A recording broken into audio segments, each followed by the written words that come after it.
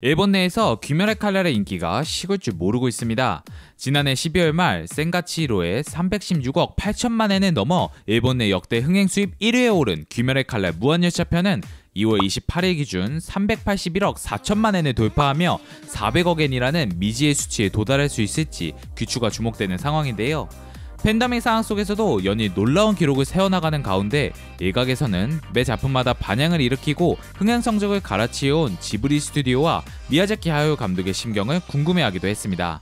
앞서 큰 반향을 일으킨 신카이 마코토 감독의 너의 이름은이나 날씨의 아이에게서도 굳건하게 지켜온 종전 기록이었기에 무려 19년 만에 이뤄진 왕자 교체는 주목할 만한 사건임에 틀림없었죠. 스튜디오 지브리의 대표이사를 역임한 스키 토시오는 아직 귀멸의 칼날이 센가치히로의 흥행 성적을 바짝 추격하던 작년 12월 초 한 승려와의 대담에서 귀멸의 칼날에 대한 질문을 받고 대답을 한 적이 있었는데요. 그는 작품에 등장하는 오니에 대해 일본의 역사에서 뭔가 불안정한 일이 생기면 반드시 등장했던 녀석이라고 말하며 이를 제거함으로써 원래 평안한 날도로 돌아오는 경험을 일본인이 오랫동안 겪어왔다고 이야기했는데요. 그렇기에 귀멸의 칼날은 작금의 시대에 운명적으로 나올 수밖에 없는 작품이라고 평하면서 꼭 기록을 넘어서면 좋겠다고 응원하기도 했습니다. 미야자키 하야오 감독도 본의 아니게 귀멸의 칼날에 대한 코멘트를 남겼는데요. 귀멸의 칼날 무한열차편이 개봉 24일차를 맞아 흥행 수입 400억 엔을 돌파한 날 주간 플래시의 한 기자가 집을 나서는 미야자키 감독을 찾아가 직접 질문을 건네면서 그의 답변을 한 것이 코멘트가 되고 말았습니다. 아침 일가로 자택 주변에 쓰레기를 줍던 미야자키 감독은 자신의 할 일을 하면서도 기자의 질문에 답변을 해줬는데요. 그들이 나눈 대화는 다음과 같았습니다. 귀멸의 칼날 무한열차편의 흥행 수입이 센가치히로의 행방불명을 추격 중인데 어떻게 보고 계십니까? 글쎄요, 저와는 관계없는 일이라고 생각합니다. 흥행 성적이 이러쿵 저러쿵 하는 것에는 별로 관계하지 않는 것이 현장을 평화롭게 하고 좋습니다. 열심히 일해야지요. 귀멸의 칼날은 보셨나요? 보지 않았습니다. 거의 보고 있지 않습니다. 다른 것도, TV도, 영화도 보지 않습니다. 쓰레기를 주우러 다니는 은퇴한 할아버지일 뿐입니다. 센가치히로의 행방불명이 역대 1위가 아니게 되는 것을 아쉬워하는 팬들도 있습니다. 그런 건 아무래도 좋습니다. 세상은 항상 인플레이션 되고 있으니까요. 그보다 쓰레기를 주워야지. 지금은 그대들은 어떻게 살 것인가를 제작하시는 것 같은데 작업은 잘 되고 계신가요? 하고 있습니다.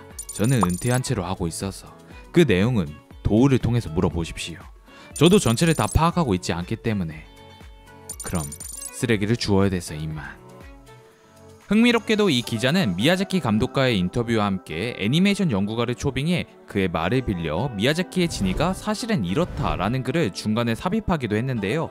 미야자키 감독의 진위보다 기자의 진위가 의심될 정도로 다소 무례하게 느껴지는 취재 방식과 억지로 이슈를 만들려고 하는 듯한 내용으로 이 기사는 많은 비판을 받기도 했습니다. 비록 센가치히로의 기록이 깨지기 이전에 이뤄지긴 했지만 그럼에도 오랫동안 정상을 지켜온 이들이 새로운 작품에 대해 어떻게 생각하고 있는지 대략은 알 수 있는 인터뷰들이었는데요. 우리나라에서 명량과 관련된 논쟁도 그렇지만 상업작품은 흥행 성적도 중요한 평가 지표인 만큼 일본에서 무려 19년 만에 흥행 성적 1위가 바뀌었다는 사실은 많은 이야기거리를 만들어내고 있는 것 같습니다.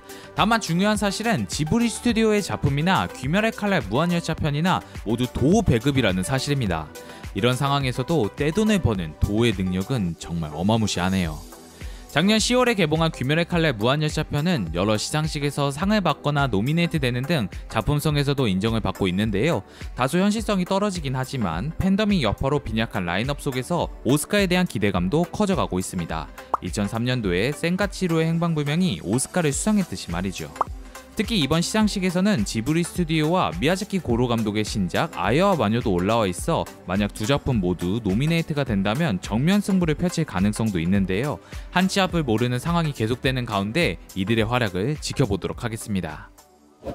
자, 진짜가 나타났다. 다들 길을 비키고 머리 숙여라. 아니다 됐다. 다들 일어나. 핸드폰을 꺼내서 판방은 돌아라. 야 너네 거기 지금 뭐하냐. 쬐라 검색하고 빨리 구독 눌러라. 시간이 없다. 미안 다시 구라다. 생방송은 아니니까 너네만